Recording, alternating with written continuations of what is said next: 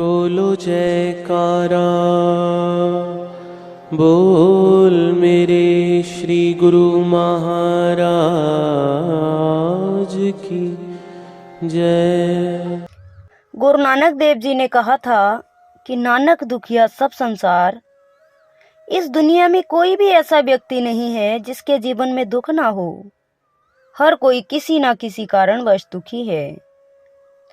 तुलसीदास जी द्वारा रचित श्री रामचरितमानस में भगवान विष्णु जी के वाहन गरुड़ ने काकभूषुंडी जी से सवाल किया था कि सबसे दुखी कौन होता है, जिसके उत्तर में काकभूषुंडी जी ने बताया था कि इस संसार में सबसे बड़ा दुख गरीबी है, जो कि सभी मुसीबतों की जड़ है। ऐसे ही एक व्यक्ति अपने गुरु के पास गया और बोला, गुरुदेव, दुख से छूटने का कोई उपाय बताइए। शिष्य ने थोड़े शब्दों में बहुत बड़ा प्रश्न किया था, दुखों की दुनिया में जीना, लेकिन उसी से मुक्ति का उपाय भी ढूंढना। बहुत मुश्किल प्रश्न था। गुरुजी ने कहा, एक काम करो, जो आदमी सबसे सुखी है उसके पहने हुए जूते लेकर आओ, फिर मैं तुझे दुख से छूटने का उपाय बता दूंगा। शिष्य चला गया। एक घर में जाकर पूछा, भाई तुम तो बहुत सुखी लगते हो, अपने जूते सिर्फ आज के लिए मुझे दे दो। उसने कहा, कमाल करते हो भाई, मेरा पड़ोसी इतना बदमाश है कि क्या कहूँ। ऐसी स्थिति में मैं सुखी कैसे रह सकता हूँ? मैं तो बहुत दुखी इंसान हूँ। वह दूसरे घर गया। दूसरा बोला, अब क्या कहूँ भाई, सुख की तो बात ही मत करो, मैं तो पत्नी की वजह से बहुत परेशान हूँ। ऐसी जिंदगी बिताने से तो अच्छा है कि कहीं जाकर साधु बन जाऊं। सुखी आदमी देखना चाहते हो तो किसी और घर जाओ। वह तीसरे घर गया, चौथे घर गया। किसी की पत्नी के पास गया तो वह पति को क्रूर बताती। पति के पास गया तो वह पत्नी को दोषी कहता। पिता के पास गया तो वह पुत्र को बदमाश बताता, और पुत्र के पास गया तो पिता की वजह से खुद को दुखी बताता। सैकड़ों हजारों घरों के चक्कर लगा आया। सुखी आदमी के जूते मिलना तो दूर, खुद के ही जूते घिस गए। शाम को वह गुरु के पास आया और बोला, मैं तो घूमते घूमते परेशान हो गया, ना तो कोई सुखी मिला और ना सुखी आदमी के जूते। गुरु ने पूछा, लोग क्यों दुखी हैं? उन्हें किस बात का दुख है? उसने कहा, किसी का पड़ोसी खराब है, कोई पत्नी से परेशान है, कोई पति से दुखी है, तो कोई पुत्र से परेशान है। आज हर आदमी दूसरे आदमी के कारण दुख भोग रहा है। गुरु ने बताया, सुख का सूत्र है, दूसरे की ओर नहीं बल्कि अपनी ओर देखो, खुद में झांको, खुद की काबिलियत पर गौर करो। प्रतिस्पर्धा करनी है तो खुद से करो, दूसरों से नहीं। जीवन तुम्हारी यात्रा है, दूसरों को देखकर अपने रास्ते मत बदलो। खुद को सुनो, खुद को देखो, यही सुख का सूत्र है। शिष्य बोला, महाराज, बात तो आपकी सत्य है, लेकिन यही आप मुझे सुबह भी बता सकते थे, फिर इतनी परिक्रमा क्यों करवाई? गुरु ने कहा, वत्स, सत्य दुष्पाच्य होता है, वह सीधा नहीं पचता। अगर यह बात मैं सुबह बता देता तो तू हरगिज नहीं मानता, और जब स्वयं अनुभव कर लिया, सबकी परिक्रमा कर ली, सबके चक्कर लगा लिए, तो बात समझ में आ गई। अब ये बात तुम पूरे जीवन में नहीं भूलोगे। संसार में 5 तरह के दुख हैं, धन, तन, मन, बुद्धि और अध्यात्म का दुख।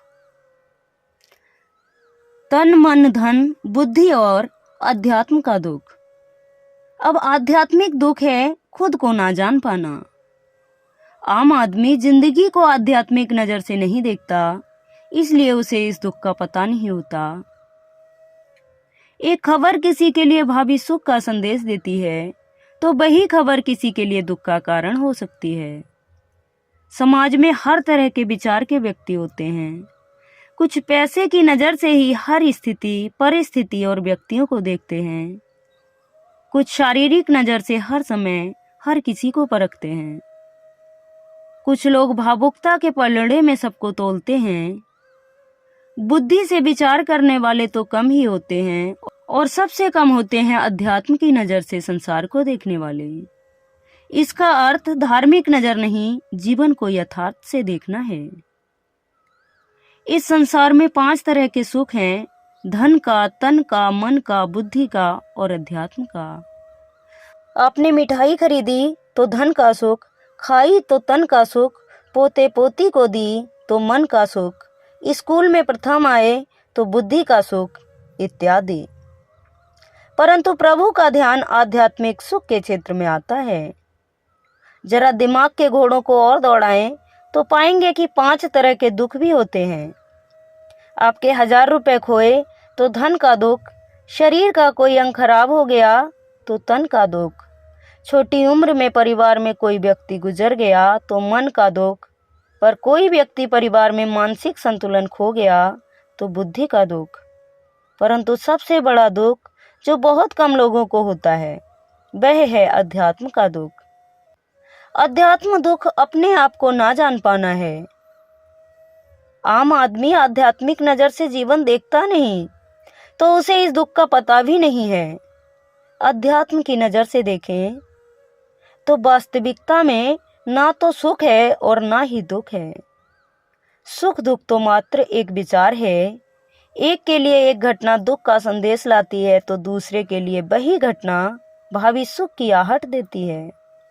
जीवन में जब भी हम खराब दौर से गुजरते हैं तो मन में ये विचार जरूर आता है कि परमात्मा मेरी परेशानियां देखता क्यों नहीं है, मेरी परेशानियां दूर क्यों नहीं करता। लेकिन सुख दुख तो हमारे जीवन का हिस्सा हैं। जीवन है तो परेशानियां भी होंगी। एक युवक अपनी तमाम परेशानियों के लिए भगवान से शिकायत करता है। नवीन अपनी परेशानियों से जूझ रहा था। उसे लगता था कि एक अकेला वही संसार का सबसे दुखी व्यक्ति है। सिर्फ उसी से जीवन में तमाम मुसीबतें हैं। उसको भगवान से इस बात की बड़ी शिकायत रहती थी कि भगवान ने संसार के सारे दुख उसके हिस्से दे दिए हैं और फिर सब कुछ भूलकर कानों में रुई लगाकर सो गए हैं। नवीन सोते जागते भगवान से प्रार्थना करता और फिर कभी भगवान को दोष देता तो कभी खुद को कोसता रहता। भगवान है कि ना तो विनती से सुन रहे थे और ना उसके उल्हाने से। अब नवीन बेचारा करे भी तो क्या करे। एक मुसीबत खत्म होती नहीं कि दूसरी आ जाती है। एक दिन उसने सोने से पहले प्रार्थना की, प्रभु मैं आपके सामने कहता कहता थक गया, अब और मिन्नतों की इच्छा नहीं है। एक अंतिम बार कह रहा हूं, कृपा करके मेरी प्रार्थना सुन लीजिए। अगर आपको मेरे दुख नहीं मिटाने हैं तो कम से कम इतना तो कर सकते हैं कि किसी ऐसे व्यक्ति के दुखों से मेरा दुख बदल दीजिए जिसके जीवन में मुझसे कम दुख हो। हमेशा के लिए नहीं तो कम से कम कुछ महीनों के लिए ही सही। थोड़े दिन के लिए मुझे भी कुछ राहत मिल जाए। अब भगवान ने नवीन की आखिरी इच्छा सुन ली। अब भगवान ने नवीन की आखिरी इच्छा सुन ही ली और उसे उस रात सपने में भगवान ने दर्शन दिए। भगवान बोले, बालक मैं तुम्हारी प्रार्थना रोज सुनता था, पर मैं उनके ऊपर ध्यान ज्यादा दे रहा था जो तुमसे भी ज्यादा तकलीफ में हैं। खैर तुम अपने सारे कष्टों को विस्तार से एक कागज पर लिखो, फिर एक गठरी बनाओ और शहर के मुख्य चौराहे पर जाकर उसे टांग कर आओ। नवीन हड़बड़ाकर नींद से जागा। पहले तो उसको बिल्कुल यकीन ही ना हुआ कि सच में भगवान आए थे और उन्होंने उससे यह सब बातें कही हैं। फिर सोचा कि आजमाने में क्या हर्ज है, क्या पता इससे ही कोई रास्ता निकल आए। उसने भगवान के दिए आदेश के अनुसार अपनी सारी परेशानियां अलग अलग कागजों पर लिखी। इतनी परेशानियां लिख डाली कि सच में कागज का ढेर खड़ा हो गया और उसे गठरी में ही बांधना पड़ा। अब नवीन ने अपनी गठरी उठाई और पहुंच गया चौराहे पर। लेकिन वहां पहुंचकर चौराहे का नजारा देखकर अचंभे में पड़ गया। उसने देखा कि चौराहे पर तो पहले से ही लोगों की लंबी लाइन लगी हुई है, जो उसी की तरह अपने अपने दुखों की बड़ी बड़ी गठरी लिए आ पहुंचे हैं। आखिर यह चक्कर क्या है? सब कुछ उसकी समझ से बाहर था। अभी वह इन विचारों में ही खोया हुआ था कि तभी एक आकाशवाणी हुई। उसमें सभी को अपनी गठरी को चौराहे पर लगी अलग अलग खूंटी में टांग देने का आदेश हुआ। वहां बेहिसाब खूंटियां पहले से ही बनी हुई थीं। सभी ने अपनी अपनी गठरी टांगी और फिर ईश्वर के अगले आदेश की प्रतीक्षा करने लगे। कुछ ही देर में दोबारा से आकाशवाणी हुई और सबसे कहा गया कि सभी लोग अंदाजे से कोई ऐसी गठरी उठा लें जो उन्हें अपनी परेशानियों की गठरी से हल्की समझ में आती हो, और अब उन्हें वही दुख भोगने होंगे जो उनकी चुनी गई नई गठरी में दर्ज होंगे। आकाशवाणी सुनते ही सभी हल्की से हल्की गठरी को लपकने के लिए दौड़े। सबके साथ नवीन भी नई गठरी चुनने के लिए भागा। खूंटियों में टंगी समस्त गठरियों को घूरता हुआ वह काफी देर तक अंदाजा लगाता रहा। अब उसे एक डर और था कि कहीं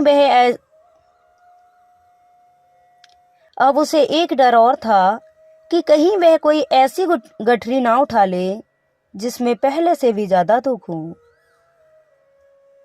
अगर ऐसा हुआ तो परेशानियां और बढ़ जाएंगी और मुझे लेने के देने पड़ जाएंगे। जीवन तहस नहस हो जाएगा सो अलग। अब उसके मन में तरह तरह के विचार आने लगे। वह सोचने लगा कि कम से कम वह अपने दुखों से भली भांति परिचित तो है और उन्हें झेलने का आदी भी हो गया है। उनके लिए कुछ रास्ते निकालने की शुरुआत भी की है। शायद उसका परिणाम आए तो एक आध दुख घट ही जाए। कहीं ऐसा ना हो कि चुनी गई नई गठरी में दुख और भी ज्यादा पीड़ादायक हो जाएं। ऐसे विचारों में खोया वह एक के बाद एक गठरी के सामने से गुजरता, लेकिन तय नहीं कर पाया कि कौन सी गठरी चुनी जाए। उसे यह भी डर था कि कहीं कोई उसकी गठरी ना उठा ले। इसी उधेड़-बुन में फंसे नवीन ने आखिरकार अपनी गठरी ही उठा ली और चल पड़ा। उसने तय किया कि वह अब इन चुनौतियों का मुकाबले पहले से ज्यादा मजबूती से करेगा। धीरे धीरे नवीन को अपने ही दुख दूसरों से कम होते हुए महसूस हो रहे थे और उसके जैसे ही भाव वहां मौजूद हर व्यक्ति में आ रहे थे। सच में सबको अपना दुख ज्यादा बड़ा और ज्यादा पीड़ादायक लगता है। लगता है कि वही संसार का सबसे दुखी प्राणी है, पर हमसे भी ज्यादा ना जाने कितने और दुखी हैं। कितने ही लोग ऐसे हैं जिन्हें 2 वक्त का भोजन भी मुश्किल से नसीब होता है। कभी किसी की शानदार कोठी के आगे से गुजरते हुए यदि यह ख्याल बार बार आए कि जब किस्मत बंट रही थी तो वह इस आदमी से पीछे क्यों रहा। अगर आगे रहता तो उसे भी ऐसा सुख और ऐश्वर्य मिल जाता। जिन लोगों के पास साहस और हौसला है वह आत्मविश्वास की नाव पर सवार होकर आसानी से जीवन की कठिनाइयों से सफलता प्राप्त कर लेते हैं। जरा ऐसे लोगों के बारे में सोचिए जो जीवन मृत्यु के बीच झूल रहे हैं। सोचिए, कम से कम आप किस्मत की लाइन में इनसे आगे तो थे। स्वस्थ हैं, अपने काम के लिए किसी पर निर्भर नहीं हैं, अपना काम खुद करने के काबिल हैं।